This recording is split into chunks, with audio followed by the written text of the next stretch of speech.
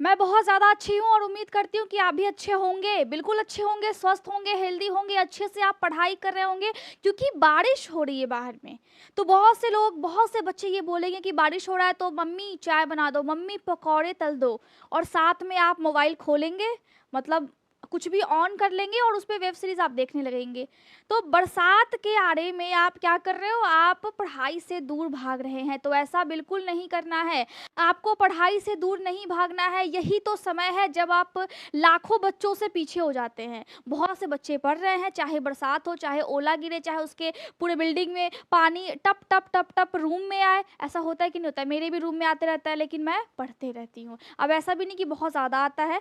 तो सिचुएशन के हिसाब से आपको खुद को मैनेज करना है, क्योंकि जो समय है, ये समय एक युद्ध है जो आपके ही विरुद्ध होता है। तो इस युद्ध को जीतना है सबसे पहले। आज हम क्या पढ़ेंगे? एनाटॉमी एंड फिजियोलॉजी का क्लास है आज। और आज के लेक्चर में हम क्या डिस्कस करेंगे? आज के लेक्चर में हम डिस्कस करेंगे रीनल सर्कुलेशन। इसका मतलब है कि पहले के लेक्चर में हमने क्या डिस्कस किया था? किडनी के बारे में। जो हमारी किडनी होती है उसके अंदर क्या होता है, नेफ्रॉन होता है, उसके स्ट्रक्चर्स क्या क्या थे।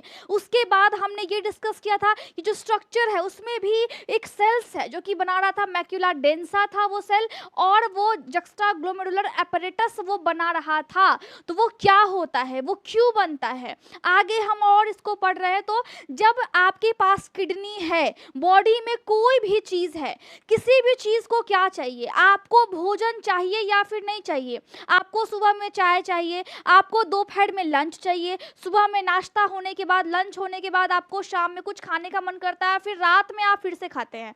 तो क्या हो रहा है? आप खा रहे हो, आप भूखे हो इसीलिए खा रहे हैं। और भूख क्यों लगता है? क्योंकि हमारे सेल्स को चाहिए एनर्जी, ऊर्जा चाहिए हमारे सेल्स को, और उस सेल्स को ऊर्जा देने के लिए हम खाना खाते हैं, और जो वेस्ट होता है वो बॉडी से निकल जाता है। तो किडनी का काम क्या है? हमारे बॉडी से वेस्ट को निकाल देना।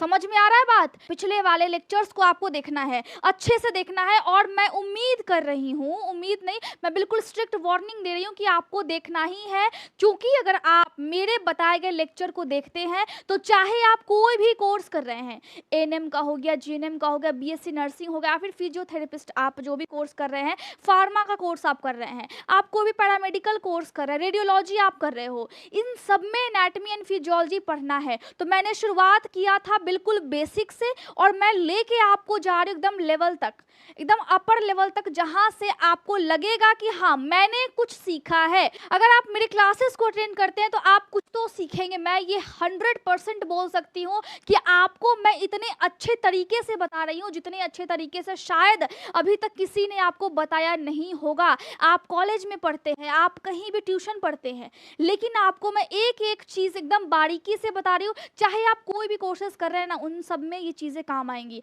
आपसे कोई अगर सवाल करेगा तो आपका कॉन्सेप्ट एकदम क्लियर रहेगा, ठीक है। तो यहाँ पे जो आपकी किडनी है, किडनी में हमने क्या सीखा कि खून जाना चाहिए, क्योंकि सबको चाहिए ऊर्जा, सबको चाहिए एनर्जी। तो किडनी में खून जाना चाहिए। जब किडनी में खून जाता है तो क्या एक ही वेन या फिर एक ही आर्टरी जाता है? क्या नहीं होता है। जो एक बड़ी सी आर्टरी होती है, मोटी मोटी पाइपें होती है, आपके बॉडी के अंदर एक तरह से गुच्छा होता है, जाल बना होता है नसों का, और वो जो नस है जिसको हम बोलते हैं ब्लड वेसल्स, उन नसों को हम क्या बोलेंगे? उन नसों को हम बोलेंगे ब्लड वेसल्स। अब जो हिंदी लैंग्वेज लेकर के पढ़ते हैं उनके लिए भी कोई दिक्कत नहीं है, क्योंकि मैं आपको हिंदी में बताती हूँ।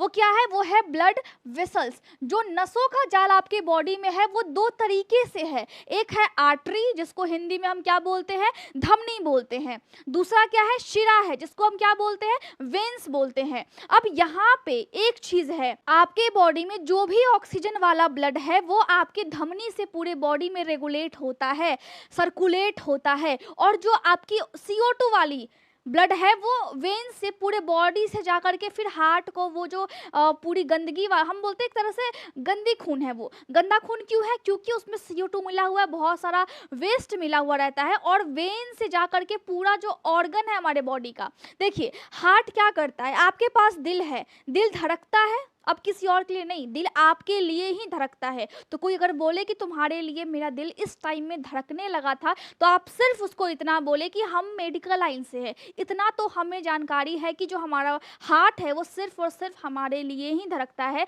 किसी और के लिए कभी भी धड़क नहीं सकता है, किसी और के लिए कभी भी वो धड़क नहीं सकता है। आपको डर लगता है या फिर आपको गुस्सा आता है, उस टाइम में उसका जो प्रेशर है या फिर पंप करने की जो बीट है, वो हार्ट बीट आपकी बहुत तेज हो जाती है, धड़कता लेकिन आपके लिए ही उस टाइम में भी।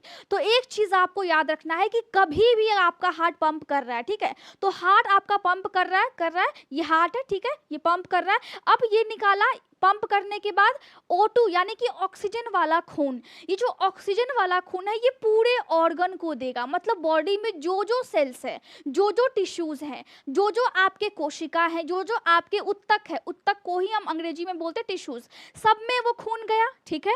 अब ये जो अंग है, जो कोशिका है, जो सेल्स है, जब ये उस O2 वाले खून को यूज कर लेते हैं तो फिर उनसे निकलता है कुछ गंदगी, कुछ वेस्ट, ठीक है, उस वेस्ट को वो निकाल देते हैं वेन्स में। अब वो जो वेन है, वो वेन के बहुत सारे ब्रांचेस है, जाल बिछा हुआ है, अब वो वेन जा करके फिर से वापस से गंदे वाले खून को, जिसमें CO2 है, बहुत सारा वेस्ट है, जा करके फिर से हार्ट को देता है। ये जो हार्ट है खुद से साफ नहीं करता है, ये जो हार्ट है साफ होने के लिए खून को भेजता है लंग्स में, अब फिर ये लंग्स में जाएगा, फिर लंग्स से वापस फिर से हार्ट में आएगा, और तब जा करके आपका हार्ट फिर से O2 वाला खून पूरे बॉडी को देता है। इसका मतलब यहाँ पे जो हार्ट है आपका, वो एक बार ब्लड देता है, एक बार ब्लड आपके लंग्स में भेजता है, फिर लंग्स से वो रिसीव करता है, उसके बाद जाकर के फिर से आपको देता है, आपके पूरे कोशिका को वो फिर से तभी ब्लड देता है जब लंग्स में एक बार खून वो भेज चुका हो। तो लंग्स उसको साफ करके, मतलब यहाँ पे सफाई कर्मी कौन है, लंग्स है, यहाँ पे मैनेजर कौन है, आपका हार्ट है, और यहाँ पे मालिक कौन है या फिर यहाँ पे कस्टमर कौन है, आपके पूरे सेल्स है, आपके पूरे ऑर्गन्स है। तो जो आपका मैनेजर है ये क्या कर रहा है, ये सफाई कर्मी से यानी कि लंग्स से साफ करवा रहा है ब्लड को। तो एक तरह से ये वाली सर्कुलेशन होती है जो आपका हार्ट कर रहा है। ये पूरा प्रोसेस अगर हम समझे तो एक बार में पूरा जो निचोड़ था प्रोसेस का वो ये था। लेकिन अब हम ध्यान से देखें तो पूरे बॉडी में जो नसों का जाल बिछा हुआ है, कहीं वेन्स गया हुआ है, कहीं आर्टरीज गए हुए, कहीं धमनी गया हुआ है, कहीं शिरा गया हुआ है, तो किडनी में कौन कौन से शिरा के ब्रांचेस गए हुए हैं, वेन्स का कौन कौन सा ब्रांच गया हुआ है, और आर्टरीज के कौन कौन से ब्रांचेस हैं, क्योंकि वहाँ पे उसके नाम चेंज हो जाता है, वहाँ पर उसका नाम चेंज हो जाता है। तो यहाँ पे जो आपका किडनी में जो आएगा वो कौन कौन से आर्टरीज होंगे, कैसे उन तक खून पहुँचेगा, मतलब हम सूक्ष्म तरीके से देख रहे हैं। अभी क्या देख रहे हैं, सूक्ष्म तरीके से देख रहे हैं, एकदम माइक्रो लेवल पे हम अभी देख रहे हैं कि किडनी तो है, किडनी तो है, हमने समझ लिया कि हार्ट ऐसे ऐसे काम कर रहा है, लेकिन अगर सिर्फ किडनी की बात करें तो इसमें जो नस है कहीं मोटा है, कहीं पतला है, कहीं और पतला है, कहीं उससे दो ब्रांचेस निकले हुए हैं। तो वो जो दो ब्रांचेस निकले हुए हैं वो कैसे निकल रहा है, ठीक है, वो कैसे निकल रहा है। तो यहाँ पे किडनी है, अब देखिए किडनी में क्या आता है, एब्डोमिनल अयोटा। अब मैं आपको ध्यान से बता दूं कि बॉडी में सभी नसें हैं, सभी, कोई नस मोटा है, कोई नस पतला है, और फिर उसके ब्रांचेस निकले हुए हैं। तो ये जो आपका हार्ट है ये इस टाइम में यहाँ पे ये जो अयोटा है ये इस किधर गया, हाँ देखिए ये आपकी हड्डियाँ होती है, ठीक है, ये जो एब्डोमिनल अयोटा हम इसको बोलते हैं, ये आपके हार्ट से ही खून लेकर के, जो ऑक्सीजन वाली खून होती है वो आपके हार्ट से ये सीधे लेता है, और देखिए कितनी मोटी सी पाइप है जो आपके सभी अंगों तक पहुँचा रही है। और ये जो मोटी सी पाइप है इसको हम क्या बोलेंगे, एब्डोमिनल अयोटा बोलेंगे। क्यों, क्योंकि ये आपके पूरे पेट से होकर के यानी कि एब्डोमेन वाले भाग से होकर के गुजर रही है। अब इसी वाले भाग में पतला पतला सा नस है यानी कि रेड रेड है, मतलब ये आर्टरीज है, ये कौन सी खून पहुंचाएगी पूरे ऑर्गन में, आपका ऑक्सीजन वाला खून पहुंचाएगी। अगर इसका रंग ब्लू होता तो ये फिर आपके बॉडी में कार्बन डाइऑक्साइड वाली ब्लड को लेकर के फिर हार्ट तक जा रही होती। अब क्या है कि ऊपर से खून आया है, लंग्स हार्ट इसको खून क्या किया, हार्ट इसको खून दिया है, इस अयोटा को, एब्डोमिनल अयोटा को हार्ट ने खून दिया है। मोटी वाली पाइप को हम क्या बोलते हैं, अयोटा बोलते हैं। तो जब इसको खून मिला है तो किडनी कहाँ पे है, ध्यान से देखें तो किडनी है हमारी यहाँ पे। अब इसको देखिए, यहाँ पे दो ऐसे से पाइप है। अब ये जो पाइप है ये फिर अंदर गया हुआ है, ये 3 ब्रांचेस इसके निकल गए, एक पतला सा पाइप यहाँ पे निकला और 3 ब्रांचेस इसके हो गए। फिर इस किडनी के अंदर में भी ब्रांचेस हो जाते हैं। तो वो जो ब्रांच है वो कुछ इस टाइप का होता है। देखिए जो ब्रांच अंदर में गया ये कुछ इस टाइप का है, तो इसको हम क्या बोलेंगे, किडनी में ये ब्रांच गया है तो किडनी को हम क्या बोलते हैं, रीनल बोलते हैं। तो ये जो ब्रांच है जब किडनी में गया तो ये आर्टरी है और किडनी में गया है, तो रीनल आर्टरी हम इसको बोलेंगे। क्या बोलेंगे, रीनल आर्टरी बोलेंगे। मैं समझ रही हूँ आपको शायद समझने में तकलीफ हो, लेकिन आपकी कहानी क्या है इससे किसी को कोई फर्क नहीं पड़ता है जब तक आप सक्सेस नहीं होते हो तब तक। तो आपको मेहनत करना है, आपको सीखना है। मुश्किल है लेकिन नामुमकिन बिल्कुल भी नहीं है। हो सकता है कि आपको नाम शायद याद रखने में थोड़ा सा दिक्कत हो, लेकिन मैं आपके साथ हूँ, आपको मैं बहुत अच्छे से बता रही हूँ और मुझे तो कोई बताने वाला भी नहीं था, मुझे तो कोई बताने वाला भी नहीं था, मैं आपको बता रही हूँ। और आप अच्छे से सीखिए किस तरीके से पढ़ना है, क्यों पढ़ना है, हमें खुद के लिए पढ़ना है, चाहे हम कोई भी फील्ड में हो। उस फील्ड में अच्छा होना बहुत ही ज़्यादा इंपॉर्टेंट होता है और हम तो एक पुण्य का काम कर रहे हैं कि हम लोगों की जान बचाने के लिए पढ़ रहे हैं। तो इससे ज़्यादा प्राउड की बात क्या होगी। एक दिन आपको खुद के ऊपर गर्व महसूस होगा अगर आप अच्छे से पढ़ लेते हैं तो। लेकिन अगर आप ऐसे ही पढ़ लिख करके निकल गए और आपने किसी का भला नहीं किया, फिर कुछ भी नहीं होगा। आपका मेडिकल लाइन में आना बेकार होगा, तब आपका ये जो सब्जेक्ट्स है वो पढ़ना बिल्कुल बेकार है। इस कागज जो भी आप पेपर में देते हो ना, एग्जाम्स, चाहे वाइवा देते हैं, प्रैक्टिकल आप देते हो, वो सब देना आपका बेकार है। इतना मेहनत करके आपका नीट क्रैक करना बेकार है फिर, ठीक है। तो यहाँ पे क्या है, यहाँ पे रीनल आर्टरी अंदर गई। अब यहाँ पे ये ब्रांचेस में चेंज हो गया। देखिए 1 2 3 4 5 6 ये रीनल आर्टरी है और ये 6 ब्रांचेस में बदल गया। अब देखिए ये कैसे बदलता है, रीनल आर्टरी 6 ब्रांचेस में कैसे बदल जाता है, मैं आपको अच्छे से बताती हूँ। चलिए यहाँ पे देखिए, सबसे पहले है एब्डोमिनल अयोटा, ठीक है। अब ये आर्टरी की बात हो रही है और यहाँ पे ये जो एरो है वो आपको समझाने के लिए है। एब्डोमिनल अयोटा के बाद है सिगमेंटल आर्टरी। अब देखिए कि सिगमेंटल आर्टरी क्या होते हैं। सिगमेंटल आर्टरी का मतलब है कि ये जो आपका ब्रांच बन गया 1 2 3 4 5 6, रीनल आर्टरी, सिगमेंटल आर्टरी। अब सिगमेंटल आर्टरी के बाद क्या आएगा, सिगमेंटल आर्टरी के बाद आपका जो ये वाला ब्रांचेस यूं मुड़ गया है उसको हम बोले इंटरलोबर आर्टरी। ये जो मुड़ गया है वो उसको हम क्या बोलेंगे, इंटरलोबर आर्टरी, ठीक है। उसके बाद हम उसको क्या बोलेंगे, उसके बाद फिर ये बदल जाएगा आर्क्यूएट आर्टरी में। जैसे ही ये थोड़ा सा घूमेगा इसका नाम चेंज हो जाएगा, वो बदल जाएगा आर्क्यूएट आर्टरी में। देखिए यहाँ पे क्या है, interlobular artery, then efferent arteriole, then glomerular capillaries में बदलेगा, उसके बाद जाकर के ये इफरेंट एट्रियोल में बदलेगा। मतलब क्या है, मतलब हम अभी ये वाला चीज़ पढ़ रहे हैं ना, ये वाला चीज़ पढ़ रहे हैं। तो सबसे पहले रीनल आर्टरी गई, अब जाने के बाद ये 5 भागों में बट गई, तो इसको हमने बोला सिगमेंटल। जैसे ही ये ऐसे घूमी तो इंटरलोबुलर, और जैसे ही हल्का सा और मुड़ी तो हमने क्या बोला, हमने बोला आर्क्यूएट। और जैसे ही थोड़ा सा और आगे यहाँ पे और आगे बढ़ी, ये वाला और आगे बढ़ी, तो हमने क्या बोला, इंटरलोबुलर आर्टरी हमने बोला, जो कि मैंने आपको बताया यहाँ पे ये इस तरीके से सीधे सीधे होता है। तो यहाँ पे ये हुआ। अब इसके बाद फिर एफरेंट आर्टरियोल हो जाता है। मतलब क्या है कि और अगर अंदर में देखें और अगर हम माइक्रोस्कोप में देखें तो ये वाला पार्ट हो जाता है, एफरेंट आर्टरियोल हो जाता है। और फिर जाकर के ये कैपिलरीज में बदल जाता है, जिसको हम बोलते हैं ग्लोमेरुलस कैपिलरीज या फिर ग्लोमेरुलर कैपिलरीज हम इसको बोलते हैं, क्योंकि ये ब्लड सप्लाई कर रही है। ये जो नस है कहीं मोटी हो रही है कहीं पतली हो रही है। अब मैंने आपको ये भी बताया था कि ये जो एफरेंट वाला है ये इससे क्या होता है, मोटा होता है। ये मोटा क्यों होता है, क्योंकि किडनी में आपका खून छनता है और जो खून छन रहा है वो किस रफ्तार से छने, वहां पे प्रेशर पड़ता है और उस प्रेशर को मेंटेन करने के लिए ये मोटा होता है और ये पतला होता है। कैसे वहां पे मेंटेन होता है, जब भी आपकी बॉडी में किडनी ब्लड को ज्यादा छानने लगेगी, मतलब प्रेशर बहुत ही ज्यादा हो जाएगा। वैसे तो प्रेशर यहाँ पे रहता है 6 से लेकर के 180 mmHg तक अगर हो आपकी बॉडी में प्रेशर, तभी भी ये मेंटेन कर लेता है। बॉडी में अगर खून आपका कम भी हो तभी भी ये मेंटेन कर लेती है। लेकिन अगर यहाँ पे प्रेशर जो है वो 60 से लेकर के 180 तक के बीच में होता है, अगर ये ज़्यादा खून छनने लगे तो यहाँ पे क्या होगा, यहाँ पे ये जो आपका एफरेंट एट्रियोल है ये क्या है, ये एक लेयर से बना हुआ है। तो इसमें जो लेयर्स है ना, उस लेयर्स को ढीला कर देता है। ये जो आपकी ग्लोमेरुलस है उस लेयर को ढीली कर देती है। अब जब ढीली करेगी इस लेयर को, तो जो आपके सेल्स के आसपास या जो सेल्स के बाहर आपका जो कोशिका होता है वो ऐसा होता है, ठीक है, वो ऐसा होता है। और इस कोशिका के बाहर कुछ कुछ फ्लूइड होते हैं, बहुत सारे कोशिका मिलकर के अंग को बनाते हैं।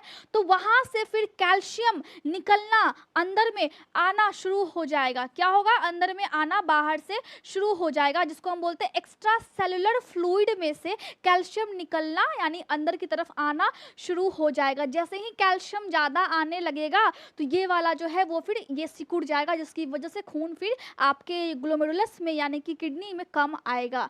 आपके किडनी में लगभग जो खून है वो 1300 ml पर मिनट क्षमता है। इसमें सबसे ज़्यादा जो आपका हार्ट है उसका 26% खून आपकी किडनी इस्तेमाल करती है। सबसे पहले नंबर पे कौन है? आपका लीवर है, वो लगभग 30% खून को इस्तेमाल करती है। आपका जो हार्ट है, कोई भी खून, आपका हार्ट मतलब कैसा भी खून छानता है, और वो जो शुद्ध खून है उसमें से 30% आपकी लीवर इस्तेमाल करती है, और आपकी जो किडनी है वो 26% इस्तेमाल करती है। और लीवर से लगभग हर मिनट 1500 ml खून क्या होता है? छनता है। तो यहाँ पे तरीका है, यहाँ पे बॉडी में काम हो रहा है। तो इसीलिए एक साइड मोटा है और अगला साइड पतला है नेफ्रॉन का। नेफ्रॉन को मैंने आपको बताया था कि दो तरीके का होता है। एक होता है कॉर्टिकल नेफ्रॉन जो किडनी है और उसके बाहर वाले भाग में यानी कि कॉर्टेक्स में ही मौजूद होता है, और एक होता है एकदम अंदर तक धंसा हुआ होता है जिसको हम बोलते हैं कि वो मेडुला के पास है, जिसको हम क्या बोलेंगे? जक्स्टा मेडुलरी नेफ्रॉन बोलेंगे। और ये सिर्फ 15% ही होता है। जो आपकी कॉर्टिकल नेफ्रॉन होती है वो उसकी संख्या ज़्यादा होती है, 85% होती है। कॉर्टिकल वाली क्या होती है? छोटी होती है हाइट में, और ये जो जक्स्टा मेडुलरी है वो लंबी होती है, उसका जो लूप ऑफ हेलने है वो ज़्यादा लंबा होता है। तो मैंने आपको बताया था, सारी चीज़ें मैंने आपको बताई थी। लेकिन यहाँ पे अभी हम क्या सीख रहे हैं? अभी हम ये सीख रहे हैं कि खून कैसे पहुँच रहा है। तो यहाँ पे जो नस है वो नस बहुत ही तरीके से पतला हो रहा है, कभी मोटा हो रहा है। तो जब यहाँ पे यहाँ तक हमने सीखा कि जो ग्लोमेरुलर कैपिलरी है, उसके बाद क्या है? इफरेंट एट्रियोल, उसके बाद वो गुच्छा बन के और फिर इधर की तरफ जा रहा है, मतलब ये इधर से आ रहा है एफरेंट, और फिर गुच्छा बन के इधर की तरफ जा रहा है। मतलब यहाँ पे सिर्फ ऑक्सीजन वाली खून का ही काम हो रहा है, ठीक है, इतना समझ में आ गया। अब इसके बाद अगर हम देखें तो नेफ्रॉन जो है यहाँ का तो काम हमने देख लिया। अब ये ट्यूब भी बचा हुआ है, तो क्या सिर्फ इस वाले भाग को खून मिलता है? इस जो नेफ्रॉन की जो ट्यूब है उसको खून नहीं मिलता क्या? नेफ्रॉन के ट्यूब्स को भी खून मिलता है। मतलब ऊपर वाले भाग को तो खून मिला, लेकिन नेफ्रॉन के इस वाले ट्यूब्स को भी खून मिलता है। तो इस ट्यूब्स को खून कौन देगा? इस ट्यूब को खून देगा वैसा रेक्टा या फिर पेरी ट्यूबुलर कैपिलरीज देगी। कैपिलरीज का मतलब क्या है? कि जो आयोटा था, जो मोटा वाला पेट के पास से जो निकला था, उसके छोटे से ब्रांच, सबसे पतले ब्रांच को हम क्या बोलते हैं? कैपिलरीज बोलते हैं। इतना समझ में आ गया? तो जब आप इतना समझ लिए कि ऊपर वुमेन्स कैप्सूल का काम हो गया, इससे इसको खून यहाँ तक मिल गया, लेकिन ट्यूब को खून कौन देगा? अब देखिए यहाँ पे मैटर क्या करता है, यहाँ पे दो चीजें मैटर करती है।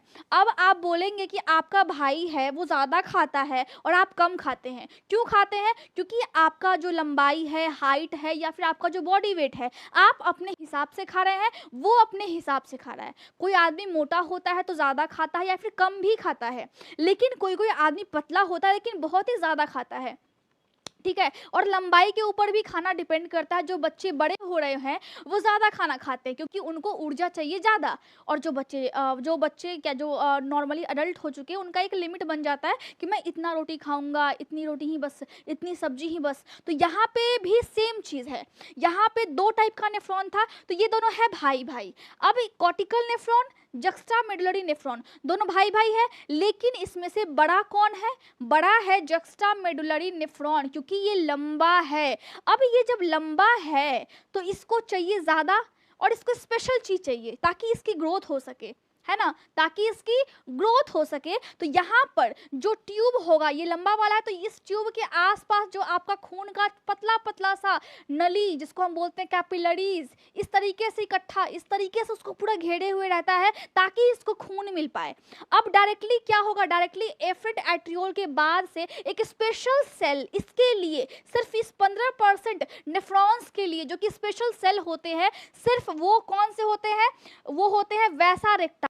एफरेंट एट्रियोल के बाद इसके बाद एक सेल इसमें जुड़ जाता है और उसको हम बोलते हैं वैसा रेक्टा, वैसा रेक्टा, और वो पूरे इस तरीके से पूरे ट्यूब को घेरे हुए रहती है। ठीक है, अब बात करते हैं इस कॉर्टिकल नेफ्रॉन की जिसकी हाइट छोटी है। अब इसको चाहिए नॉर्मल, चलिए नॉर्मल सेल। अब यहाँ पे जो एफरेंट एट्रियोल हो गया, अब इसके बाद इसको जो आपस में ऐसे ऐसे घेरे हुए रहेगा उस सेल्स का नाम है पेरीट्यूबुलर कैपिलरीज। क्या होगा नाम, पेरीट्यूबुलर कैपिलरीज। और उसके बाद जाकर के जब ये कैपिलरीज होगा तो यहाँ पे ये भी है, और तब जाकर के वैसा रेक्टा थोड़ा सा होगा, तब जाकर के थोड़े से पार्ट में यहाँ पे वैसा रेक्टा होगा जहाँ पे सारे खून जाकर के आपस में मिल जाते हैं, सारे वेस्ट जाकर के वहाँ पे मिल जाते हैं। ठीक है, तो ये दो तरीके से होता है, दोनों तरीके से आपको काम करना है।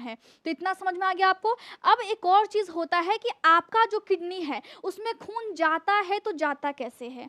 आपका जो किडनी है उसमें खून, अब खून तो जा रहा है तो क्या ब्रेन उसको कंट्रोल कर रही है।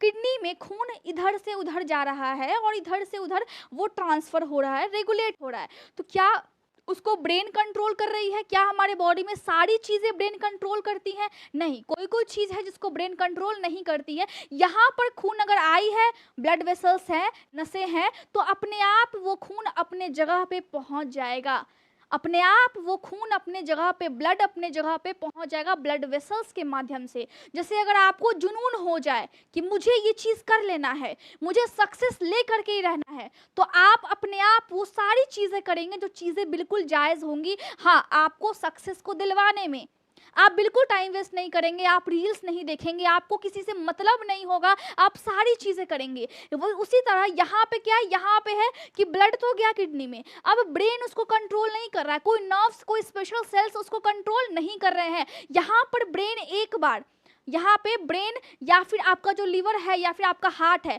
ब्रेन, हार्ट और आपकी किडनी, ये तीनों में जो आपका खून इधर से उधर होता है वो अपने आप होता है। वो उसको हम क्या बोलते हैं, उसको हम बोलते हैं ऑटो रेगुलेशन वाला सिस्टम। ऑटो रेगुलेशन जिसमें खून जो है वो अपने आप जगह पे पहुंच जाता है। अब इस वाले सिस्टम में क्या होता है, इस वाले सिस्टम में किडनी का अगर हम ऑटो रेगुलेशन की बात करें तो यहाँ पे दो तरीके से मैकेनिज्म होता है, मतलब काम जो है वो दो तरीके से होता है। खून तो अपने जगह पे जा रहा है लेकिन दो तरीके से जा रहा है। पहला क्या है, पहला है मायोजेनिक रिस्पॉन्स। अब मैंने आपको बताया था कि एफरेंट एट्रियोल का साइज ज़्यादा मोटा है इफरेंट से। क्यों है, क्योंकि वहां पर क्या है कि अगर ज्यादा खून आएगा तो उसको कैल्शियम निकालेगा और फिर वो इस तरह सिकुड़ जाएगा। तो आपका जो मेंटेन है ग्लोमेरुलर फिल्ट्रेशन रेट, जो कितने मिनट में आपका खून कितना छनना चाहिए, कितने रफ्तार से छनना चाहिए किडनी से, उसको मेंटेन करने के लिए ये जो मैकेनिज्म है ये होता है। ठीक है, दूसरा ट्यूबुलो ग्लोमेरुलर फीडबैक। अब ये जो ट्यूब्यूल वाला है मतलब क्या है, मतलब ये है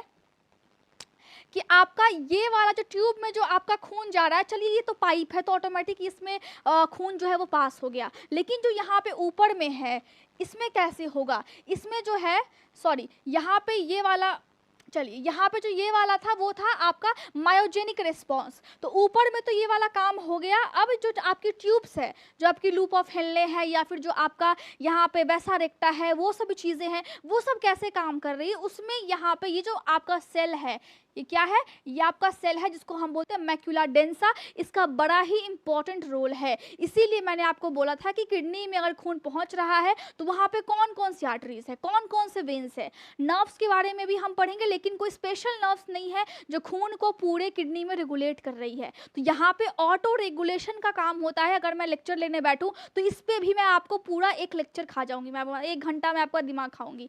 तो नॉर्मली आप इतना समझिए कि ऑटो रेगुलेशन के माध्यम माध्यम से ऐसी चीज़ें हो रही है। अब एक और चीज़ है कि जब आपको मैं पढ़ाऊँगी कि किडनी को हम एग्ज़ामिन कैसे करते हैं, किडनी ठीक है, नहीं ठीक है, ब्लड कैसे छन रहा है, किडनी में कौन-कौन सी चीज़ें हैं जिसको हमें चेक करना चाहिए। अगर आपकी किडनी में कोई भी दिक्कत होने का संकेत मिलता है तो वहाँ पे एक मेज़रमेंट है। मतलब वहाँ पे ब्लड कैसे फ्लो कैसे हो रहा है, उसकी मेज़रमेंट कैसे करते हैं हम, plasma clearance of para amino hippuric acid के माध्यम से हम उसको मेजर करते हैं। ये क्या है, क्यों है, किस तरीके से है, हम आने वाले लेक्चर्स में अच्छे से डिस्कस करेंगे। लेकिन यहाँ पे मुझे आपको ये बताना था कि आपकी किडनी में किस तरीके से खून का स्थानांतरण होता है, मतलब सर्कुलेशन किस तरीके से होता है बॉडी में। हमेशा याद रखिए, आर्टरीज है, वेन्स है, वो जिस जिस अंग में जाएंगे वहाँ वहाँ के अंग के हिसाब से, वहाँ वहाँ के स्थान के हिसाब से उसका नाम चेंज हो जाएगा। तो नामों को भी याद रखना है, नेम्स को भी आपको अच्छे से याद रखना है। और उम्मीद कर रही हूँ कि आप डू यू नो सीरीज अच्छे से देखे होंगे। अगर आपने नहीं देखा है, मैं पहले वाले कमेंट में लिंक देती हूँ, आप जा करके उसको परचेस कीजिए, आप देखिए, आपके लिए बहुत ही ज़्यादा फायदेमंद है। और अच्छे से आपको सीखना है, हर चीज़ आपको सीखना है, आपकी सिलेबस के हिसाब से भी है, जो नर्सिंग के छात्र हैं उनके लिए भी है। और मैं उम्मीद करती हूँ कि आपको कोई भी डाउट होगा आप बिना हेजिटेशन के पूछेंगे।